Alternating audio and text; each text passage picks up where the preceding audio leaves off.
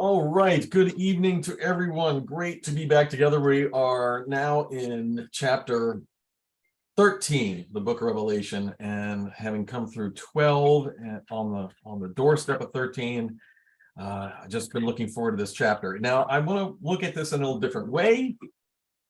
We'll take the letter of the law, so to speak, but we're going to branch out a little bit, and I'm hoping everybody will chime in. But to start us off, I found a great song. I've been looking for different songs this week. I perused the 100 best songs about Satan. Found it. And there are some good ones in there, so I'm going to have to come back to them. This one was not on that list, but and when I found it, I just liked it. I just liked it. I think it's a great song for everybody. So I think we'll have a good time with it tonight. Let's see. We got my thing right there. There you go.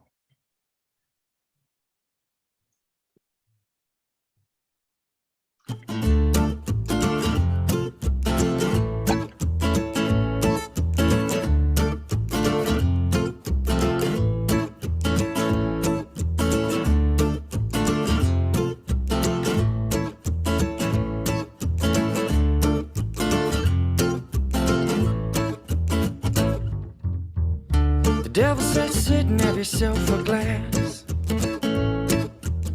He said, I know you're angry right now, but the feeling will pass. So keep your cup tipped up when you're feeling down low.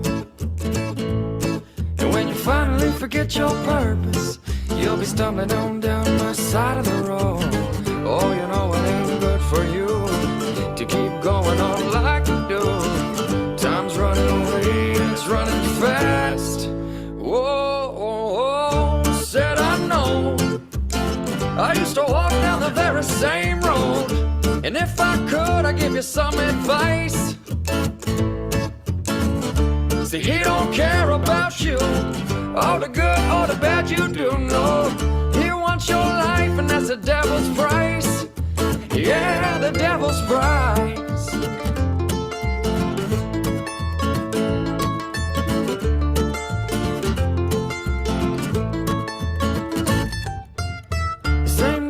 Sit and have yourself a line. He said, we can make it last all day. Yeah, we can make it last all night. But when you try to go to sleep, I'll be in your ear. Yeah, I'll be laughing at you the whole night through, with your paranoid eyes all full of fear. Oh, you know it ain't good for you to keep going on like you do. Time's running away and it's running fast. Oh, said I know. I used to walk down the very same road, and if I could, I'd give you some advice. See, he don't care about you, all the good or the bad you do know. He wants your life, and that's the devil's price. Yeah, the devil's price. Yeah, the devil's price.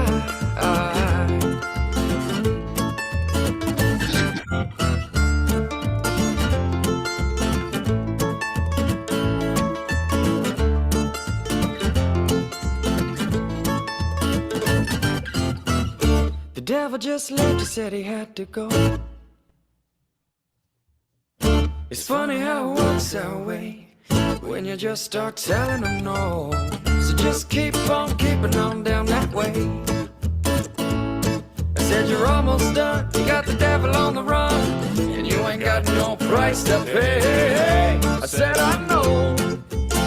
I used to walk down the very same road, and I thank you kindly for taking my advice.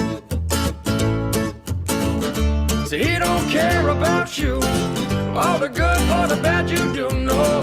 He can't take your life, you ain't paying the price. Yeah, the devil's price. Yeah, the devil's price.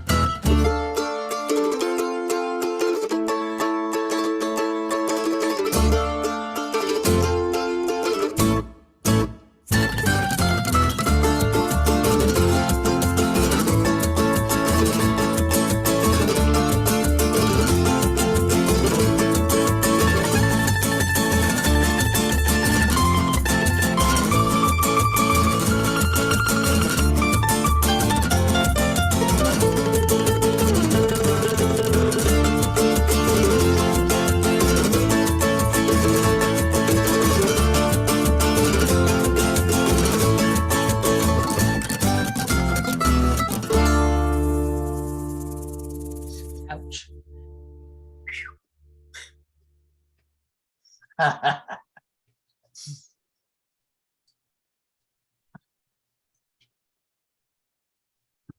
just like everything about that song. It was a very Wow. catchy tune for sure. Even the graphic with the background graphic was perfect. Yeah. That is a band is called Poor Man's Poison. And of course, the title is called The Devil's Price. Poor Man's Poison. They play a lot of music like that. Very, very, mandolin, very catchy. So It was good. Poor Man's Very talented. very great. You look up them and you'll find a whole bunch of other bands that have this same genre Mhm. that we don't hear on the radio. Mm. Artistic talent too. Yes, very enjoyable. So I hope that what your practice is if you're listening to music like this is to listen, enjoy, and also but look beyond the lyric. Like I hope that you were pouring over that graphic with the skull with the lava coming out of it and all the different things in the background. Just fantastic imagery to think about with the song. And of course, the song, the message of the song is talking to the person who is giving in the advice with the advice of the devil, and the other person who's giving advice counter to the devil, and then the happy ending story. Ta-da! It's a happy ending story. So the person took the advice, and I like the simple answer is, he has to go when you just say no. It's just, this isn't complicated.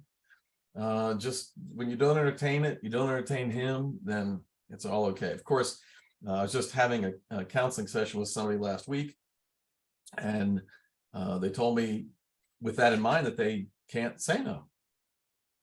That's the problem. And the answer or the solution to that is Jesus Christ. He can't say no. That's the problem. But we can say no when we're with him because he can say no. So it's removing that contact with Satan 1 degree. Just stand over me.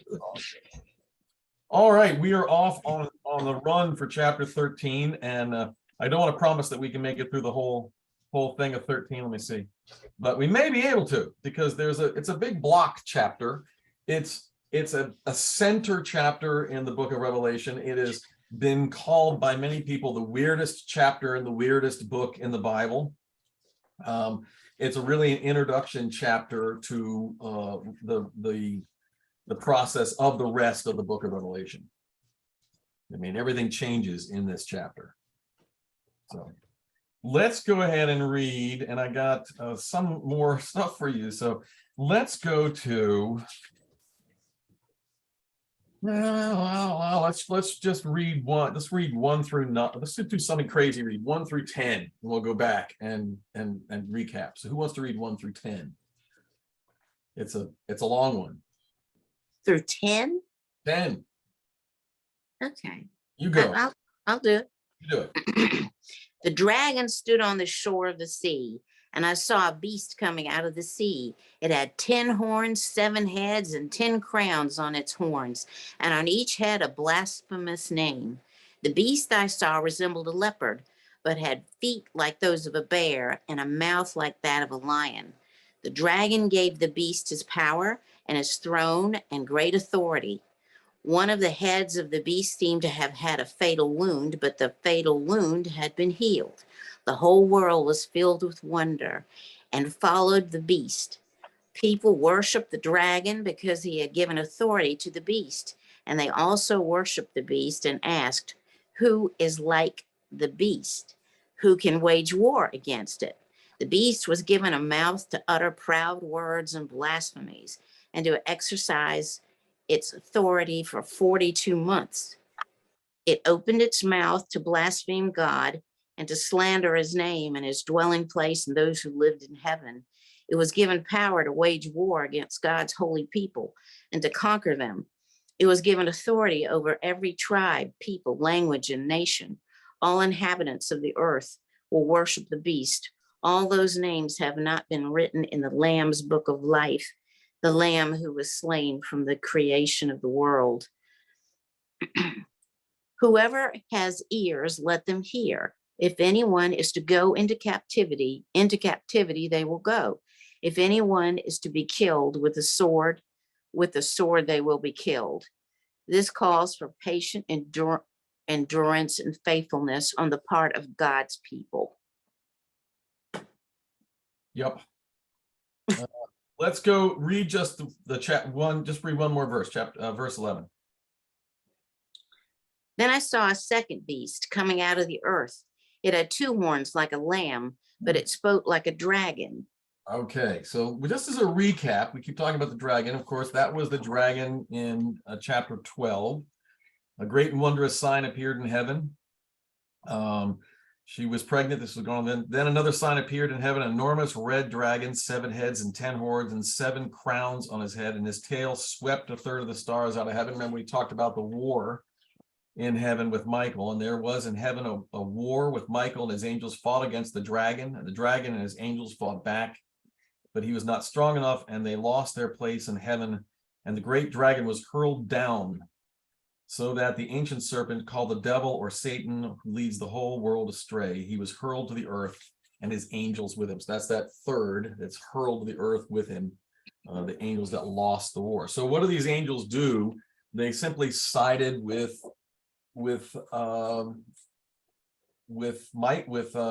Lucifer against God. You know, they had better idea, better plan, better way of getting it done.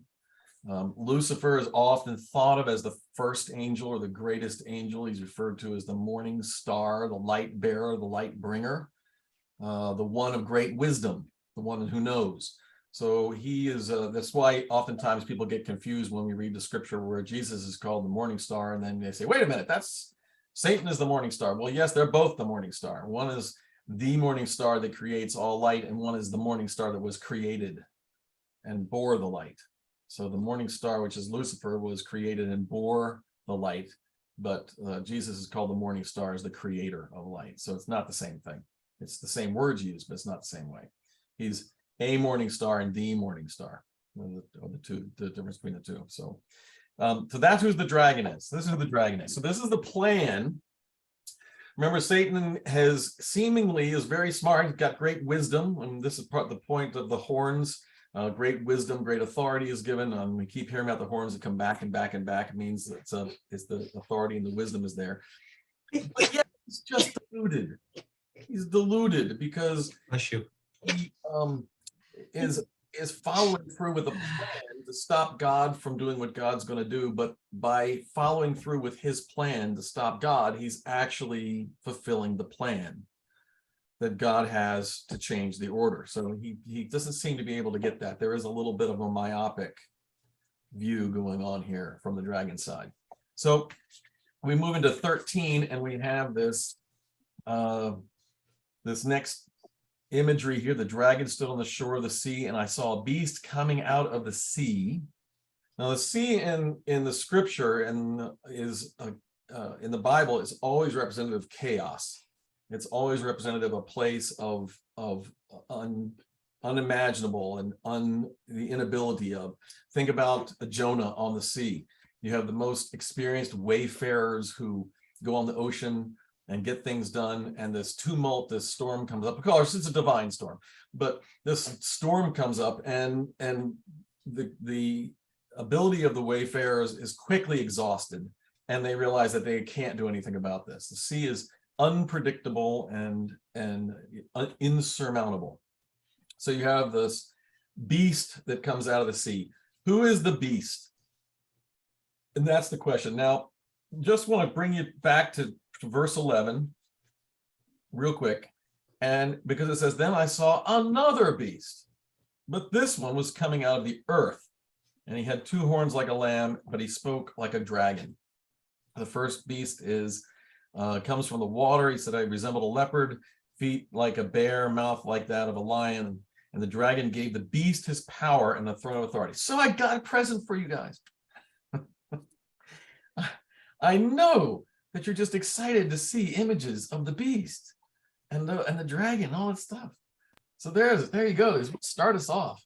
So here's one of the images of the beast coming out of the sea. So you've got the leopard body, there's the bear the bear claw, got the little horns, lion like a mouth, body like a leopard. Now these images I have are really across a large swath of attempts to portray this. So we're just going to roll with it. And you guys are free to comment on anything you see. All right.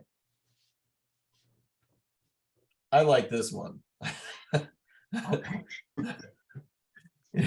It's so creative. I don't know the age of the person that did it, but I thought, okay, why not? Look at the horns up here. it's that happy-go-lucky thing. And the head, the faces, the heads here. There's a little mixture here of the apocalypse and Daniel and the different imagery of Daniel. Okay, back to Book of Revelation, 2 beasts. So here you have much more traditional claws and totally cool sheep-looking guy, huh? One thing that stood out for me was one of the heads has been mortally wounded and the wound was healed. Yes. So a mortal wound that's healed has got to mean something. It does. It does. We'll get there. Hang on. Let's scroll through this. We'll go to that. Absolutely. Good catch, Steve. This is an ancient tapestry. This has been around in the church for like 500 years. So this is a John, and you've got the second beast, and you have the first beast, and you have the dragon. I like the frog coming out of the second beast's mouth.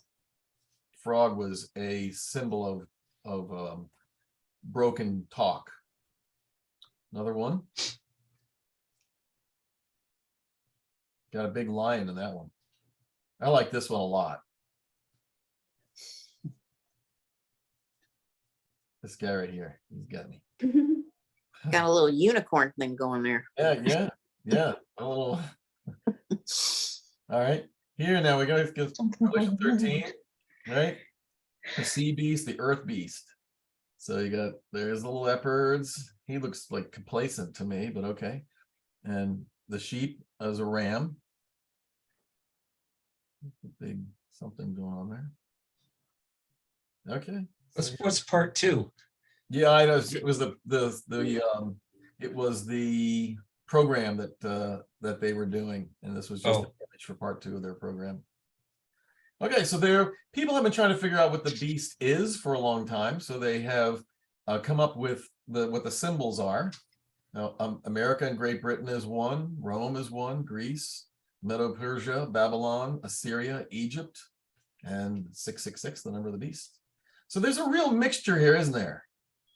They're kind of weird. What they're naming are kingdoms over time or throughout time. And what they've done is they've gone back and have identified major kingdoms through time up to America and Great Britain, and said, okay, that's what these represent, these major kingdoms and the apostate nature of these kingdoms through time. Good one. I like this, but it didn't have the leopard head with the lion's mouth. These are just lion heads.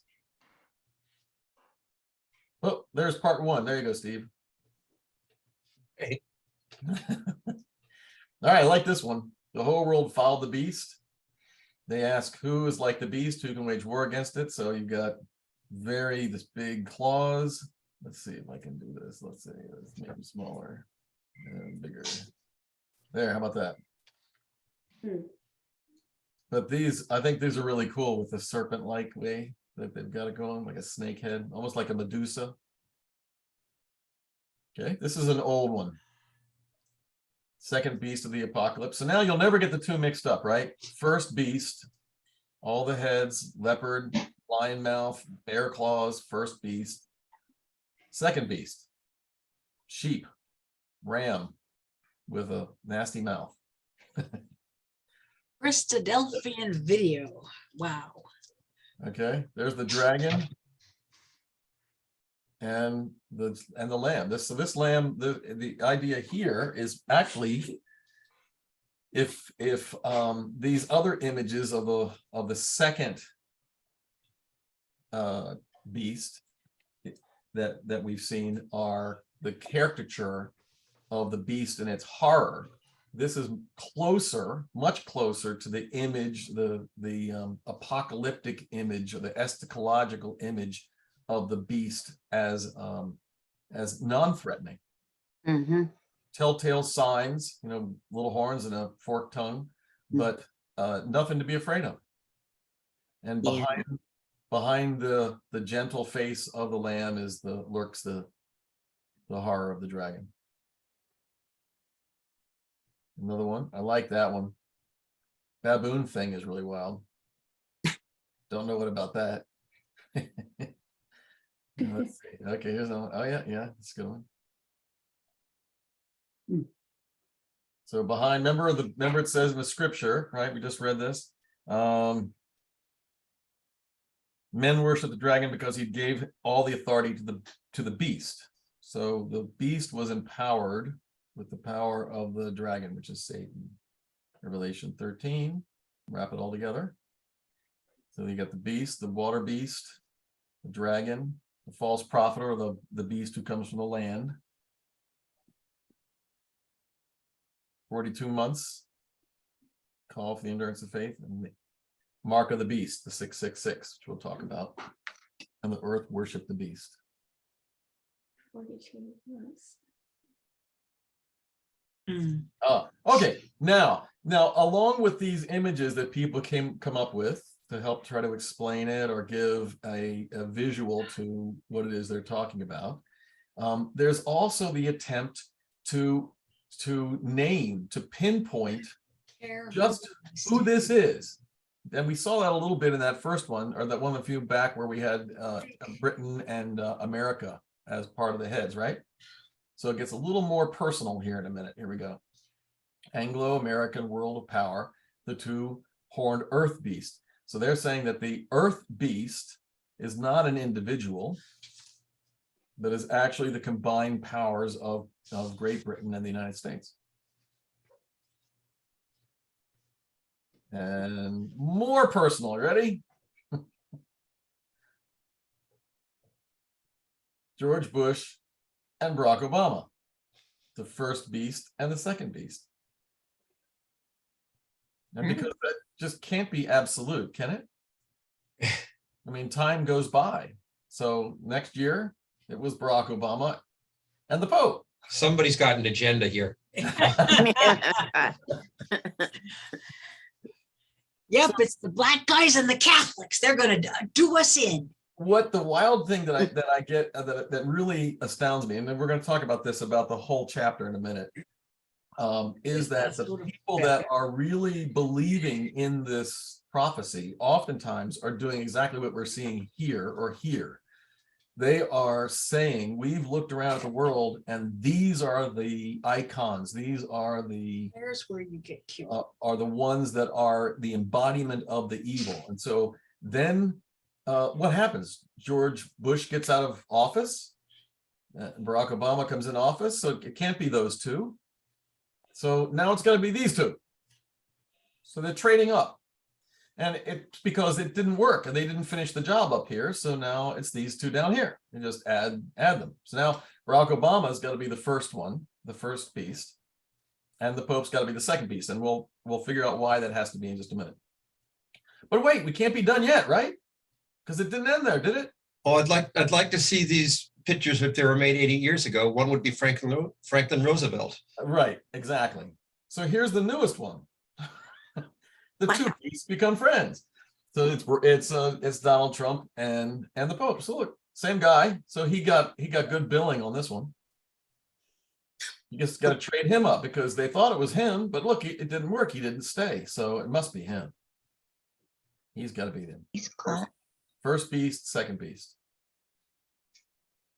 And lastly, Oh my goodness. it must be, ready? I love this one. Ta-da! Oh. Beautiful. That's got to be one of the best pictures of Elon Musk I've ever seen. So yeah, it's always going to be this way. It's always going to be the attempt is going to be evolving and revolving around the different people as we try to do this. Here is back to the nations. This is the beast with the 7 heads and the 10 horns is NATO. And this is the whore that rides on the back of the beast, and who is it? America. It's America. So this because of the philosophies, right? Here's the identified nations: Germania, Romans, French, Spanish, Germania Minor, the British, the Greeks. I guess these guys didn't talk with the other guys. And look over here, we got the barcode. 66. Just trying to figure out how to assign this stuff either as to an individual or corporately. So that for NATO, okay. NATO. Peace and harmony in the world, obviously, the beast. Now, do you remember when we looked at when we were looking at the horses and the locusts that were set loose, and I showed you the last set of slides of the locusts were, what were they? Do you remember? Helicopters. They were helicopters, and the last one was what? Drones. So they moved from a naturally occurring, mutated locust thing to saying, well, that's silly. It can't be that because that's silly. It's got to be helicopters, Apache helicopters, because they painted a mouth on the helicopters, which the Army did, have mouths on those helicopters. But then now it makes more sense that they are actually drones. So this is what we're doing. This is what people do to try to make sense of this. It also feeds fear. It contributes to conspiracy theories. And it gives me ammunition against anybody I don't like. Any philosophy I don't like, any political view I don't like. I can take this and put it in my quiver and fire it off at the people that I don't like and say, I know the answer, this is the answer. So I think it's funny, or not funny, it's kind of poignantly sad that you had obviously conservative people firing off the gun at liberals with Barack Obama as president, and then turned right around years later and had the liberals firing off the same cannon at Donald Trump. So nobody's innocent here. The liberals, the conservatives, they're using the same information and the same imagery to push their own agendas. And each time they do this, they move far, far away from the real intention of Scripture. Doesn't make sense, really. So we go back to chapter 13. Now that you've got all these wonderful images rolling around in your head, one of the beasts seemed to have a fatal wound. Okay, so that's what Steve had said. So it seems that this beast, one of the heads of the beast, seemed to have a fatal wound. It seems that the beast comes with a wound. The wound doesn't seem to happen. Nobody threw a brick and hit the beast in the head. The beast comes with a fatal wound, but the wound is healed. And this is a miracle. There's remember again that Satan is an angel. That has not changed. Some of the best depictions of Lucifer I've ever seen have been of an extremely beautiful and statuesque. Is that the right word? Statuesque. Statuesque. Thank you. Presence, with authority, with class, and with presence. Why would the Morning Star trade in beauty and wonder and majesty for what we commonly think of as the red horned devil thing? I mean, it's silly. It goes back to our trying to assign good beauty and bad ugly. Right. So that might call into the question, what is the imagery here? It's ugly. So what about that? The idea that the wound, so that Steve points out, is important because it is, as the author of the Hebrews says, there'll come a time when everybody has itching ears and they want to take whatever comes their way, any doctrine that comes their way, anything that sounds flashy their way, and they're going to believe it because it sounds flashy. So you have a miracle, it must be good. Must be good if it's a miracle. So the beast is wounded, Miracle happens, he must be the one. He must be good. And this is the effect of it, right? The whole world was astonished and followed the beast. It worked. It's perfect. Satan's not stupid. He knew this would work. It's rubbernecking in the most effective way. Men worship the dragon because, so this is one removed. Remember the dragon on top of the beast back in the image? Men worship the dragon because he had given authority to the beast, and they also worship the beast and said, who is like him and who can make war against him? So this makes sense too. If the dragon is not seen, if the dragon is the power behind the beast, then the people are going to glom around the power of the beast as their central figure, but they're going to swear their allegiance to the dragon who provides the power to the beast. It's the way it always works this way. This is just human nature. Right? Mouth, he got a mouth, of course. Thank you very much. Open his mouth to blaspheme God, to slander the name of God, the dwelling place of God. He's given the power to make war against the saints and conquer them. He has given authority over every tribe, language, and nation. Now, juxtapose that with the scripture saying that at the time that every knee will bend on earth and below the earth and above the earth, and every name confess that Jesus Christ is, and every mouth confess that Jesus Christ is Lord. So here we have the same sort of allegiance being proposed for the devil.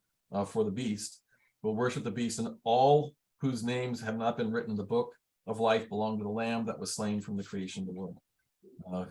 He who has ear to hear, let him hear. This is Jesus speaking, right? Jesus is saying this. You who have an ear to hear, let you hear. And then the second beast. So, what's the difference between the first and the second beast? Besides the fact that one looks like a leopard and all that other stuff, and one looks like a lamb with just two horns. The leopard, the first beast coming out of the water, is perceived to be, and this is why the nations are depicted here. This first beast is a political figure. Barack Obama, George Bush, perhaps, Donald Trump. It's a political figure. It's the person that's going to unite the world under one rule. So way back when, I don't know, was it Steve? Did you mention Eisenhower? No, it was Franklin Roosevelt. But... Okay, thank you. When the League of Nations was created, when that became the UN, United Nations, people freaked out because they said there's a one world leader. The Secretary General of the United Nations is in charge of all the nations. And this went around. This was a big deal until people figured out, oh, well, he's not in charge. That's why he's called the Secretary General, right? he's not the guy running everything. He is just the coordinator to help people get together and talk. But the idea that was planted in everybody's head, based on this understanding in the book of Revelation, that the first beast is a dynamic political leader who will call together all the nations. Now, let me ask you, can that ever happen? No. No. Can't happen. Well, wait.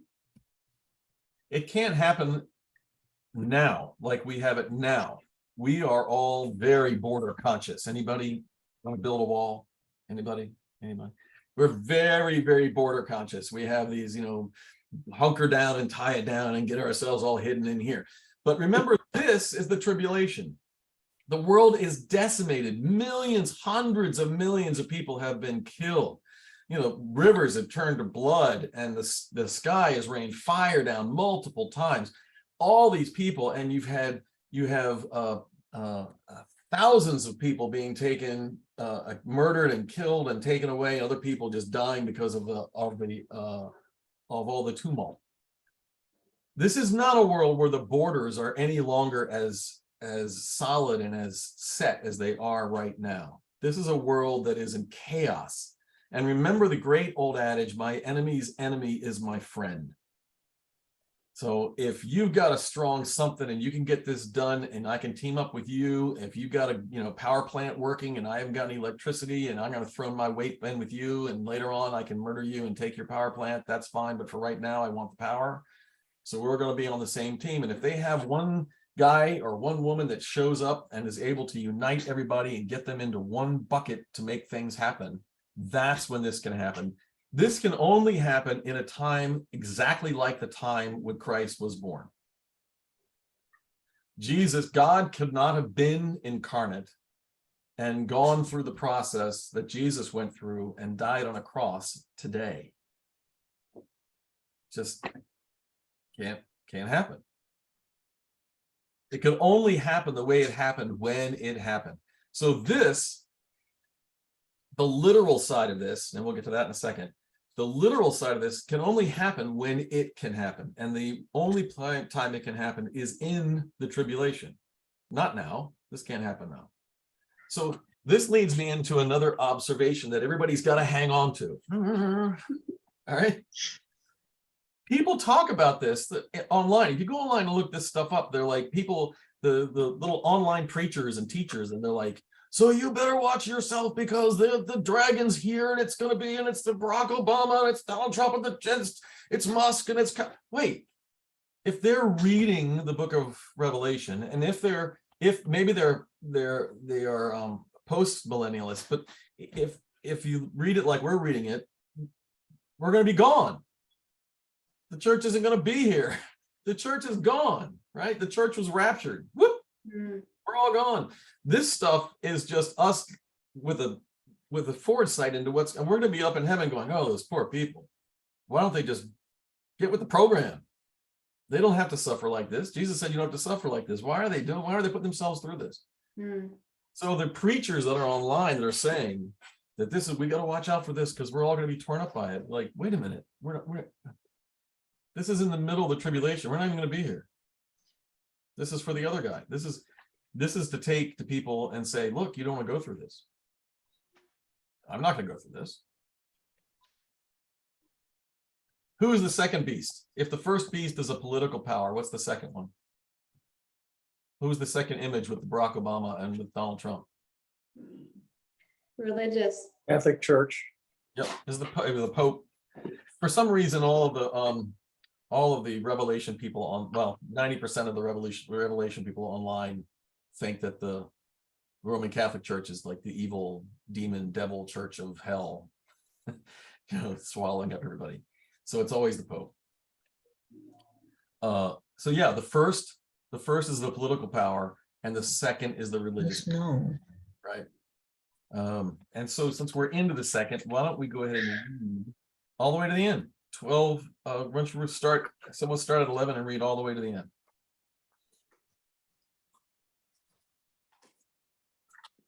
Okay. Then I saw another beast coming up out of the earth, and he had two horns like a lamb and spoke like a dragon. And he exercises all the authority of the first beast in his presence, and causes the earth and all those who dwell in it to worship the first beast, whose deadly wound was healed. He performs great signs, so he even makes fire come down from the heaven on the earth in the sight of the men. And he deceives those who dwell on the earth by those signs which he was granted to do in the sight of the beast, telling those who dwell on the earth to make an image to the beast who was wounded by the sword and lived. He was granted power to give breath to the image of the beast, and the image of the beast, and the image of the beast should both speak and cause as many as would not worship the image of the beast to be killed. He causes both small, great,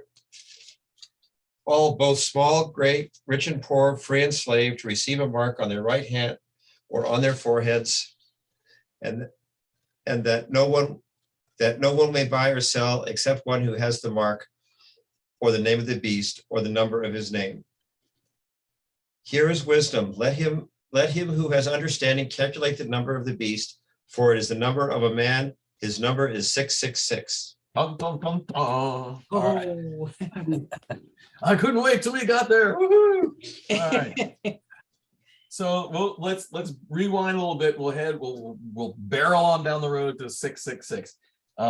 So we know what the second beast is. The second beast is religion. The second beast is the faith, right?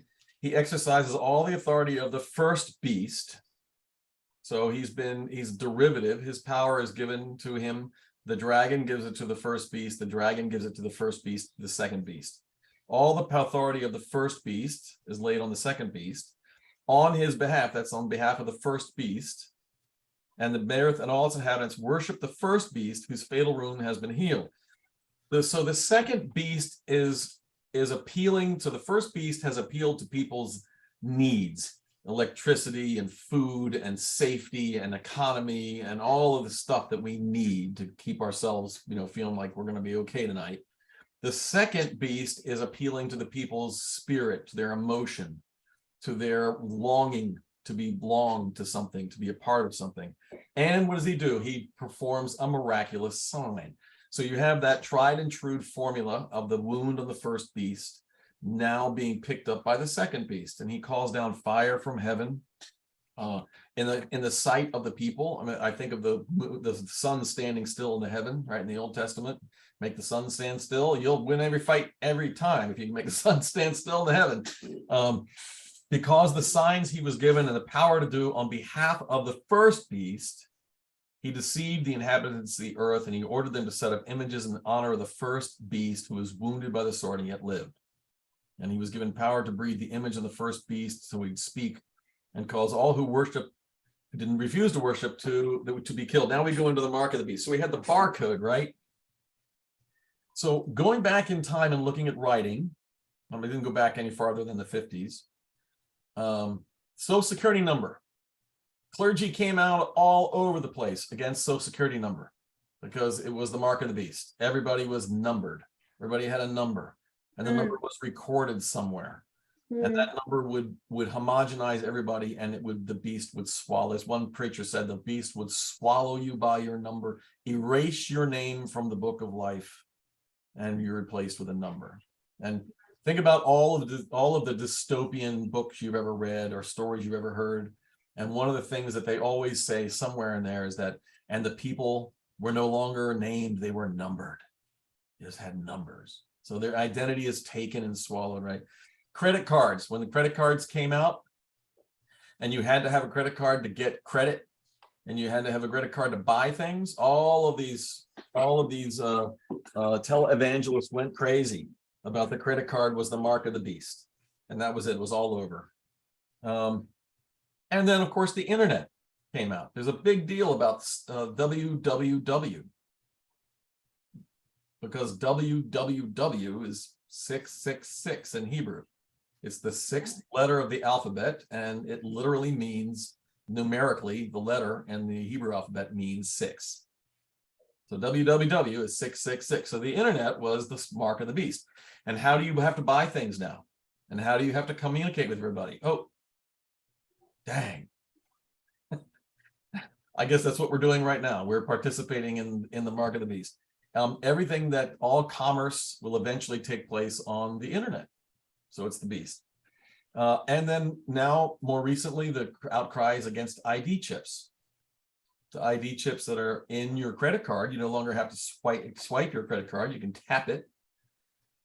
We've got those IF wallets now, so because you can walk up and down the street and people can read your information off your credit card through your clothing. You have to have a lead shield around your credit card to keep your chip from being read. In the latest iteration of this, what was the latest thing with COVID? What was the mark of the beast? Vaccine? Yes. The vaccine was the mark of the beast. Everybody was being forced to get the vaccine. You couldn't go in stores. You couldn't buy things. You couldn't communicate with one another. You couldn't feed yourself. You couldn't get a job if you didn't get a vaccine. So everybody was getting indoctrinated, and it was mind control. And we're all being, we're all the devils now. Everybody got to, sorry to tell you guys, because I know you all got vaccinated, but you all belong to Satan now. It's just, Oh, darn. yes. Shoot. So again, now think back to the images that we looked at when I showed you on that very fun slideshow. People are constantly looking for this. They're constantly trying to assign a value to all of these different things and saying, look, this is Satan, this is Satan, this is Satan, this is Satan. Now, this is where that image of Musk comes in, because he really is a proponent of this, and I think that it's going to go this way eventually.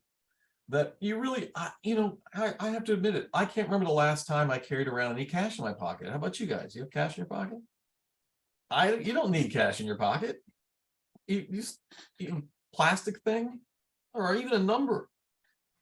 Or an easy pass on your car. And Easy pass.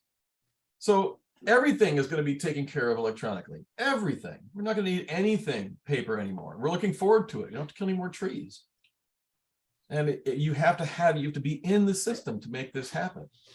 And if you're not in the system and you are a survivalist living in Appalachia up in the mountains in your hole in the ground and you're doing just fine for yourself, but one day you decide you need to come on down to town to get things done, you know, if it's 2055, you're not going to be able to get anything done because you're not going to have any kind of record.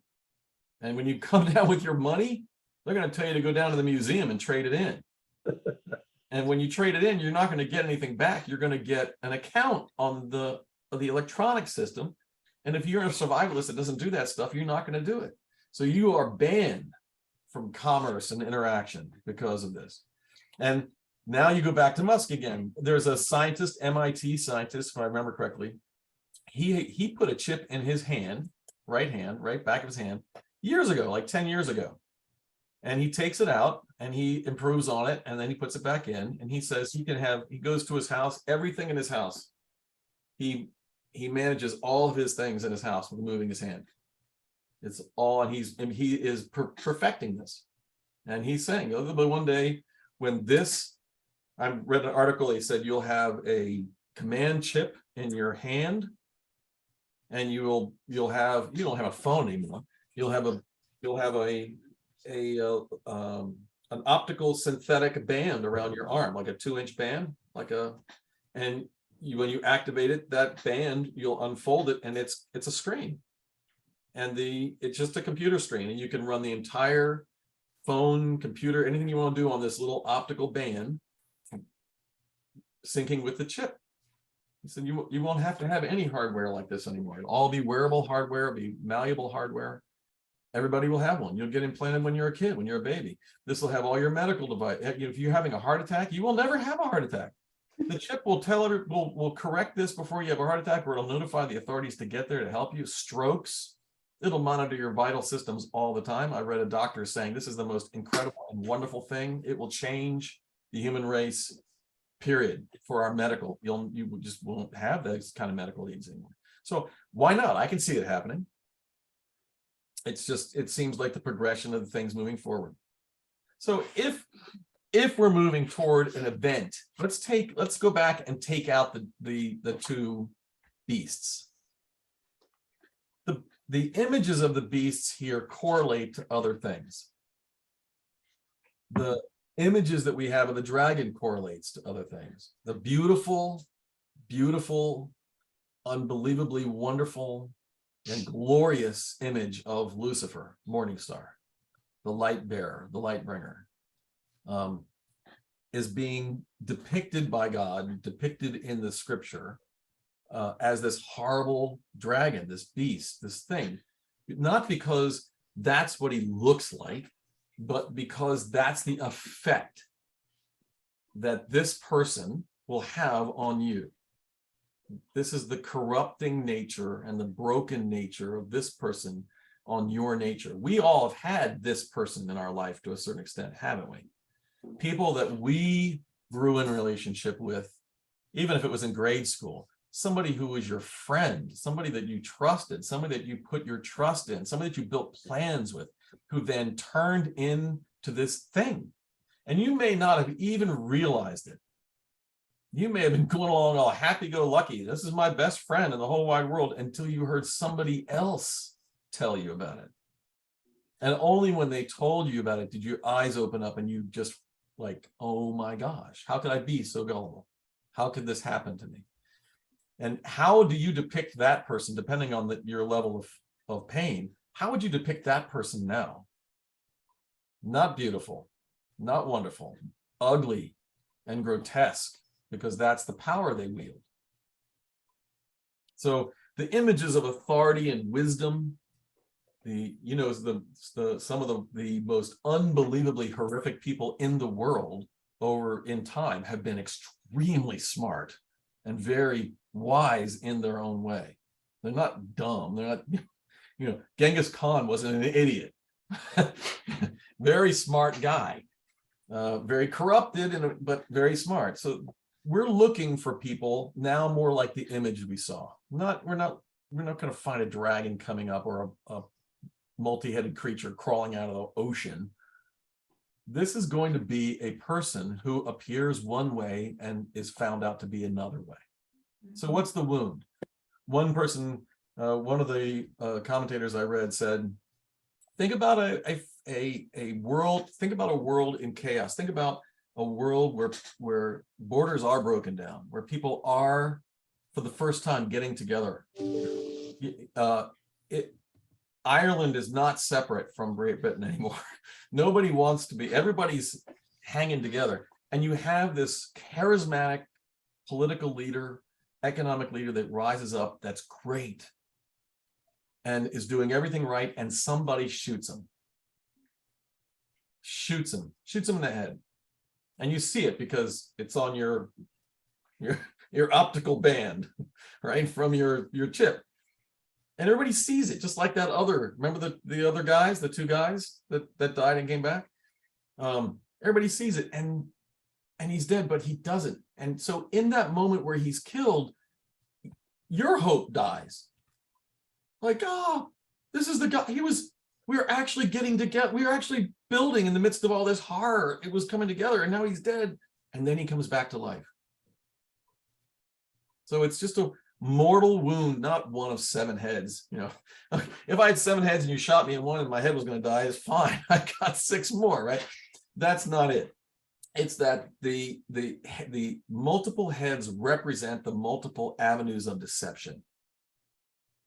We can't see the forest for the trees. We can't keep track of all of this going on. And then all of the hope is put back into this guy. And this guy is going to lead us. And then the other guy comes, the spiritual guy. And I'm not a spiritual guy. I swore that off a long time ago. Well, the heck with that. I don't believe in God anyway. But this guy ignites something in me. He brings me back to some place that I've lost, and it feels pretty good.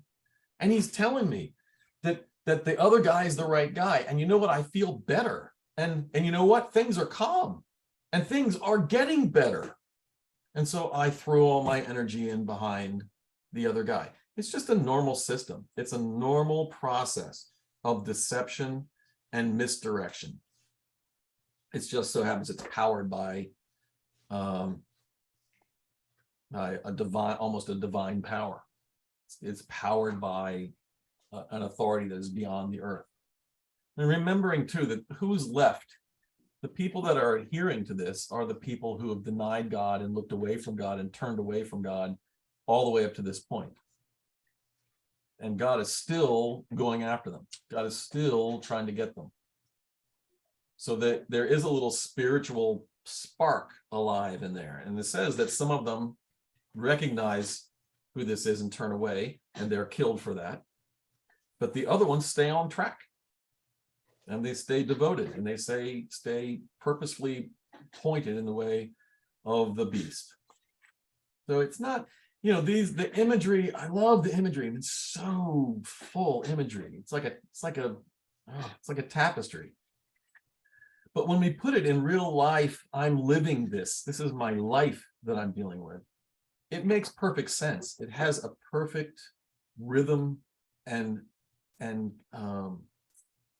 connection in a way that any story like this would, because we've lived it over and over since we've been kids. These type of things have come and go in our lives all the time. In fact, go ahead. Sorry, I don't want to interrupt you, but what came to mind for me when we're talking about the beast and what you had talked about with the representations of what those 7 heads were, and the wound that it said had been healed. So people didn't, in this section, people didn't witness the healing. People weren't aware of that healing happening. It had already happened, right? Yep. So what came into my head with this was in the 1,000-year reign of peace. Remember that? We talked about that. And in the 1,000-year reign of peace, then after 1,000 years, there wasn't peace anymore, right? So then maybe what this means is, to me, whatever rose up to end that peace is part of this seven-headed being, right? Mhm. So the mortal wound happened to that head during that 1,000-year reign. Like maybe that was going to be that all that evil, all that bad, it was going to die because it had a mortal wound. You can't have one head die and then all the others live. Once the mortal wound happens, then they're all going to die, right?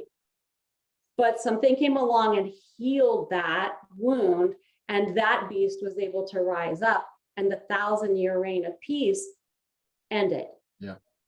So then, in looking at it, those 7 things are not representative of a person or a state or a government. They're like what I understand you alluded to as being qualities, or I can't think of the word, but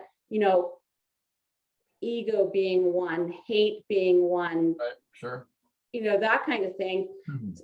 All those bad qualities, if you can group that into 7, that's possibly a way to interpret what that being is and what that wound was. Yes, and what Sue's pointing out is really valid, and you guys may have your own, that there are so many ways that people have come at. That's why I say it's like I said, the weirdest chapter in the weirdest book in the Bible, the most confusing and the most colorful, until we get to the one with the lake of fire and the lady riding his back and all the other stuff which is coming up. And people have really tried every single way that somebody could look at this. The way that Susan has just said, maybe a different way that you have thinking of right now, is good. Go with it. If that is a interpretation that helps you rely more on Jesus Christ and turn more to Jesus Christ and lead others more to Jesus Christ, then that is great. That's terrific.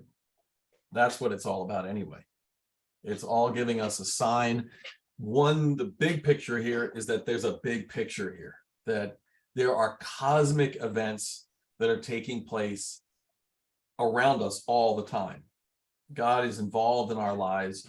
God is working through each other in our lives. God is calling us in our life all the time. And don't lose track of that. That is a cosmic event. In the cosmos, God is calling your name. That is a huge event. So these events are taking place. God is making it a cosmic event for John to show us these images so that we don't lose track of the gravity of what we're talking about here, of God's involvement and this flow of time.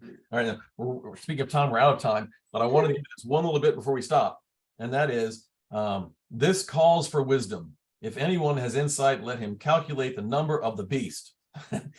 For it is man's number, his number is 666. I want to throw that it's woman's number too. I want to do equal gender equality here, right? So I want to change that. I would say it is human's number, it's 666. So we know that 6 is the number of humankind.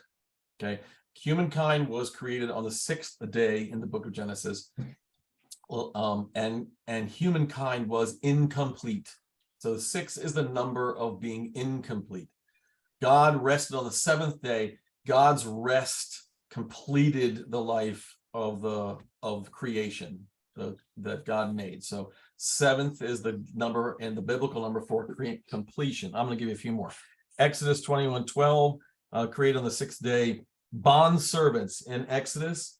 Bond servants were always freed after 6 years. Going into the 7th year, the 7th year was a free year. This is also the year of Jubilee. We hear about this in Leviticus. Labor 6 years and rest for the 7th year. It's patterned on the creation. It's the Jubilee year. Bond servants, Leviticus, labor for 6 years. Jesus died on the 6th day of the Passover. It was the end. He wasn't raised till after, and the death of Christ was incomplete, was completely human, was completely mortal, and it was an incomplete life, because life that we are meant to have happens in God, doesn't happen in ourselves.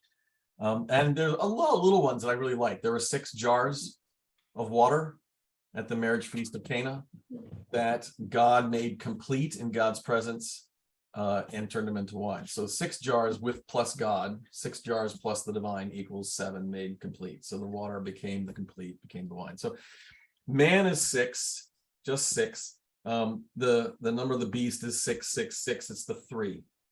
It's the 3 together. It is the ultimate broken number of the 3 6s. The beast, the beast and the dragon. The representative of the incomplete, the full incompleteness of the 3. And in a again, people search for this stuff all over the place, but if you think about the 3, then you have the mockery of the Trinity. Right. Right. Okay, 13, we did it. Run with this, guys. Keep this stuff in your thoughts and in your mind as you go about your business for the week. I hope you don't leave this stuff on Thursday night and then come back to it on Thursday night. And I hope that it's something that kind of rattles around and muddles around in your head and you think about it. Even go back and reread and find other interesting parts. And if you find stuff, we'll see if we can't talk about it next week as well. And speaking of next week, so we're into chapter 14 of the book of Revelation. So you know we're picking up. I looked, and there before me was a lamb standing on Mount Zion, and with him 144,000 who had his name and his father's name written on their foreheads. That's the beginning of chapter 14. So look forward to that. All right, I promise to have some great music for you next week with the Yay. 100 best songs about Satan. All right. Thank you. All right, guys. Have a wonderful night. Take good care. Enjoy this night. Could I Bye. ask you a Oh. question? Yeah. Are we still recording Yes. after you finish recording? Okay.